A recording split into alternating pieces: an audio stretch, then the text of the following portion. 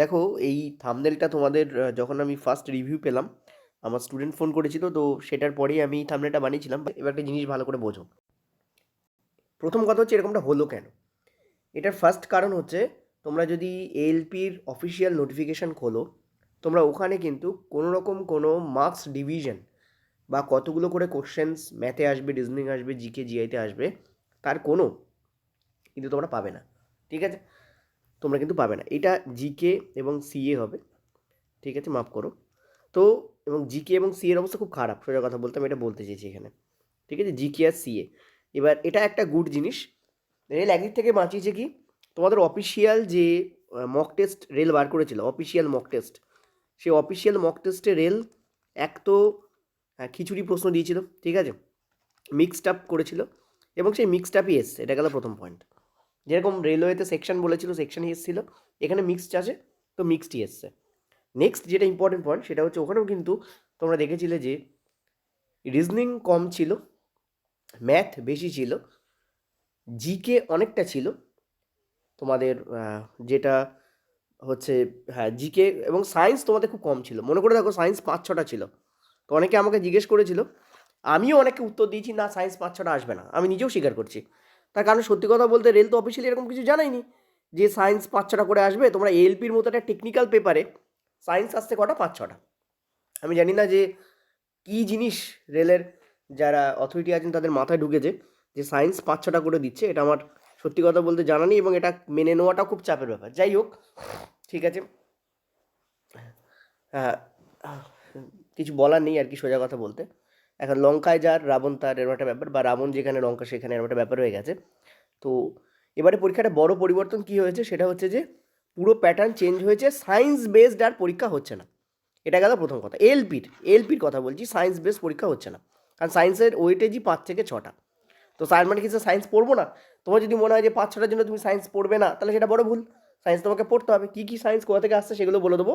হ্যাঁ, 9th based science আসছে, not 10th based. অর্থাৎ রেলওয়ে গ্রুপ ডির যে প্যাটার্ন, যে 9th বেসডই এসেছিলো রেলওয়ে গ্রুপ ডিতেও, যেটা পরীক্ষা সবে সদ্য শেষ হলো, তোমাদের কিন্তু এএলপিতেও একই প্যাটার্ন ফলো হয়েছে। 10th বেসড সায়েন্স এবার আসেনি, 9th বেসডই সায়েন্স আসছে। কী ফিজিক্স বলো, কী বায়োলজি বলো, শুধু কেমিস্ট্রিটা তোমাদের, আমরা বলতে পারি যে 10 একটা ইম্পর্টেন্ট চ্যাপ্টার আছে, সেটা হচ্ছে কেমিক্যাল রিয়াকশান, তার থেকে প্রশ্ন শুধু কেমিস্ট্রিতে তোমাদের এসছে। আর ওই ফিজিক্সের আলোর ওপর বেস করেও কিছু প্রশ্ন তোমাদের এসছে। ঠিক আছে, আচ্ছা। তো এবার কী কী প্রশ্ন এসছে সেগুলো তোমাদের আমি বলে দিই, চলো দেখা যাক। এবার অনেকে প্রশ্ন করেছো, স্যার টেকনিশিয়ান এবং পরবর্তী রেলওয়ে গ্রুপ ডিতেও কি এটা হবে? না, হবে না। কেন হবে না?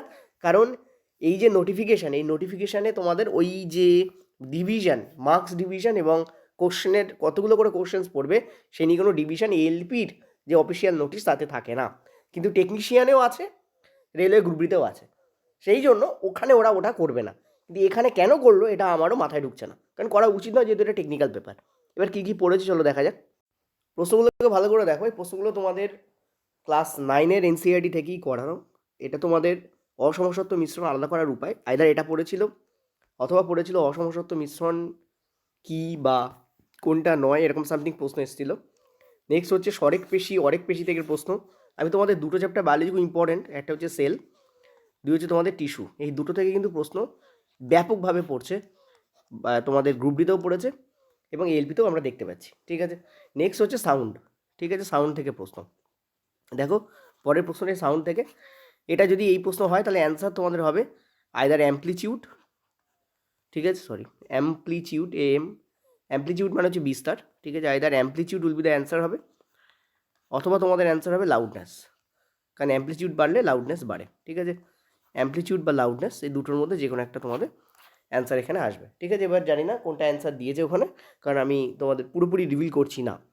নেক্সট হচ্ছে তোমাদের নিচের কোনটি আবরণী কলা নয়। এখানে 3টে প্রশ্ন ছিল, আমি তোমাদের বলেছি টিস্যু আর সেল ইম্পর্টেন্ট। নেক্সট হচ্ছে নিচের কোনটি যোগ কলার উদাহরণ নয়, এর উপর বেস করে তোমাদের প্রশ্ন এসছে। অর্থাৎ কলা ইম্পর্টেন্ট হয়ে যাচ্ছে, খুব ভালো করে কলা পড়ো, ভীষণ ইম্পর্টেন্ট। ঠিক আছে, সেল এবং টিস্যু ভীষণ ইম্পর্টেন্ট, বিশেষ করে টিস্যু বেশি ইম্পর্টেন্ট। ঠিক আছে, চলো দেখো 5 থেকে 6টা প্রশ্ন এসেছিলো, এবং তার উপর বেস করে ওই প্রশ্নগুলোই তোমাদের আমি পেয়েছি, যেগুলো আমি রেখেছি। চাইলে ওর ওপর প্রশ্ন আমি বানিয়ে রাখতে পারতাম, চেষ্টা করছি নেক্সট ভিডিওতে। 6 নম্বরে তোমাদের প্রতিস্থাপন বিক্রিয়ার উপর প্রশ্ন এসেছিলো। ঠিক আছে, যেটা আমি বললাম তোমাদের যে 10-এর এই একটা চ্যাপ্টারের উপর বেস করে কিন্তু প্রশ্ন রেল ছাড়তে পারছে না, যেটা রেলের গ্রুপ ডিতেও দেখা গেছিলো। এবার ম্যাথে যদি বলি, মধ্য সমানুপাতির উপর প্রশ্ন এসেছিলো, এক্স আর ওয়াই দিয়ে দিয়েছে, দিয়ে বলেছে এদের মাঝখানে সমানুপাতি কত, এটা তোমাদের বার করতে বলেছিল। পার্সেন্টেজের উপর বেস করে তোমাদের ভোটের পার্সেন্টেজের উপর প্রশ্ন দিয়েছে, আর একটা প্রশ্ন দিয়েছে এক্সের ওয়াই পার্সেন্ট বা এক্স পার্সেন্টের ওয়াই আর জেড পার্সেন্টের সি, কে কোনটা কার থেকে বড়, গ্রেটার দেন লেস দেন বার করতে বলেছিল। টাইম স্পিড ডিস্টেন্সের উপর ট্রেনের লেন্থের উপর প্রশ্ন ছিল, অথবা ব্রিজের লেন্থের উপর প্রশ্ন ছিল, এবং প্রশ্নটা লেন্থি ছিল। ঠিক আছে, প্রশ্নটা কী ছিল? প্রশ্নটা তোমাদের লেন্থি ছিল। ওকে, তো পার্সেন্টেজ থেকে মোটামুটি আমরা 2-3টে প্রশ্ন দেখেছি। ঠিক আছে, এখানে নেক্সটটা টাইম স্পিড থেকেও আমরা এরকম 2-3টে প্রশ্ন তোমাদের জন্য পেয়েছি। ঠিক আছে, চলো নেক্সট। মধ্য সমানুপাতির উপর বেস করে একটাই প্রশ্ন ছিল, কিন্তু অনুপাতের উপর বেস করে আরও কিছু প্রশ্ন ওখানে দেওয়া ছিল, বিজনেস পারপাস, এরকম কিছু প্রশ্ন তোমাদের ছিল। ঠিক আছে, চলো। পরিমিতি থেকে অনেকগুলো প্রশ্ন এসছে, ইভেন জিওমেট্রি থেকেও তোমাদের প্রশ্ন এসছে। জিওমেট্রির ওপর তোমাদের কী এসছে বলে দিই। জিওমেট্রির ওপর তোমাদের প্রশ্ন এসছে তোমাদের সিমিলারিটির ওপর। ঠিক আছে, অনুরূপতার ওপর প্রশ্ন এসছে তোমাদের, সিমিলারিটির ওপর তোমাদের কোশ্চেন এসছে। তো এটা করে যাও। সিমিলারিটি রেলের বহু পুরনো একটা ফেভারিট চ্যাপ্টার, সো করে যাও। ত্রিকোণমিতি থেকে 2টো প্রশ্ন এসছে, ত্রিকোণমিতি থেকে, পরিমিতি থেকে 5-6টা প্রশ্ন দেখা গেছে। সময় ও কার্য থেকে 2টোর বেশি প্রশ্ন এসছে, লিখে রেখেছি। দশক গসগু থেকেও কিন্তু দশমিকের ওপর প্রশ্ন এসেছিল, ইভেন দশক গসগুর ওপর কিন্তু আরও প্রশ্ন এসছে। কারণ দশক গসগু এমন একটা টপিক, যে টপিকটাকে তুমি যদি মেনটেন ঠিক করে না করো, তাহলে তুমি ওখানে ঘাবড়ে যেতে পারো এবং ক্যালকুলেশনে ভুল হলে গন্ডগোল হবে। এটা গেল। নেক্সট হচ্ছে তোমাদের আরেকটা, যেটা সেটা হচ্ছে ডিভিজিবিলিটির ওপরও প্রশ্ন এসছে। ডিভিজিবিলিটি, ঠিক আছে, ডিভিজিবিলিটির ওপরেও কিন্তু তোমাদের বেশ করে কিন্তু প্রশ্ন তোমাদের আজকে দেখা গেছে। ঠিক আছে, ওই এক্স ওয়াই প্যাটার্নের যে দেয় না, যে 13 দিয়ে ভাগ করলে একটা সংখ্যার, ধরো কোনো সংখ্যা দিয়ে দিয়েছে 18x9y, তো 13 দিয়ে ভাগ করা হচ্ছে, এই এক্স আর ওয়াই বার করে এক্স আর ওয়াই যোগফল কত এরকম বার করতে বলেছিল, এই পুরো সংখ্যাটা 13 দ্বারা ডিভিজেবল। এরকম ধরনের প্রশ্ন তোমরা CBT 2-তে, CBT 1-এ, NTPC তুমি পাবে। ঠিক আছে, ইভেন এলপি CBT 2-তেও তুমি পেয়েছো এই ধরনের প্রশ্ন। নেক্সট হচ্ছে GK CA, মাত্র 2টো জিজ্ঞেস করা হয়েছিল। একটা সংবিধান থেকে প্রশ্ন ছিল ডিসিপ্লিনের উপরে। ঠিক আছে, এটা আমি ফার্স্ট শিফটের কথাই বলছি। আরেকটা তোমাদের CA বেস প্রশ্ন ছিল, সেটা হচ্ছে উল্লাসের ওপর। উল্লাস বলে এই প্রশ্নটা তোমাদের মানে রেলওয়ে গ্রুপটিতেও দিয়েছিল, উল্লাস যে প্রকল্প, এই উল্লাস প্রকল্পের উপর বেস করে তোমাদের প্রশ্ন ছিল কারেন্ট অ্যাফেয়ার্সে। ঠিক আছে, তো টোটাল হচ্ছে এই প্রশ্ন তোমাদের ছিল। এবার আমি যেটা বলবো সেটা হচ্ছে তোমরা একটু ভালো করে প্রত্যেকে মন দিয়ে NCERT যে পার্টটা তোমাদের আমি বললাম, সেই পার্টগুলোকে একটু ভালো করে দেখো। এবার আমি বলবো তোমাদের রিজনিংয়ের ব্যাপার। দেখো, রিজনিংয়ের ক্ষেত্রে যে জিনিসটা খুব ইম্পর্ট্যান্ট, ঠিক আছে, রিজনিংয়ের ক্ষেত্রে যে জিনিসটা খুব ইম্পর্ট্যান্ট রিজনিংয়ের ক্ষেত্রে, সেটা হচ্ছে তোমাদের ব্লাড রিলেশন। ঠিক আছে, ব্লাড রিলেশন, অ্যানালজি। অ্যানালজি মানে ওয়ার্ড বেস প্রশ্ন। ঠিক আছে, মানে তোমরা যেরকম দেখো না, x/y9 সামথিং, তাহলে এটার কত হবে মান, এইটা। ঠিক আছে, এইটা বেস্ট প্রশ্ন। এবং তোমাদের সিটিং অ্যারেঞ্জমেন্ট।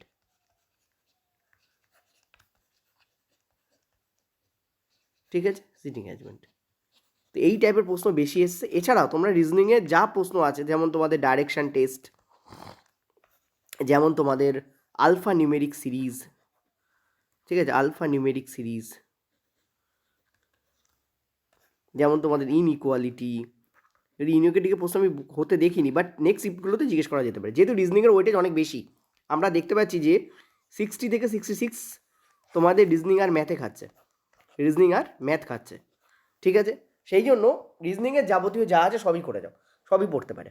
গেল, সিটিং অ্যারেঞ্জমেন্ট খুব বেশি করে করো, ব্যাপকভাবে সিটিং অ্যারেঞ্জমেন্ট দেওয়া হচ্ছে।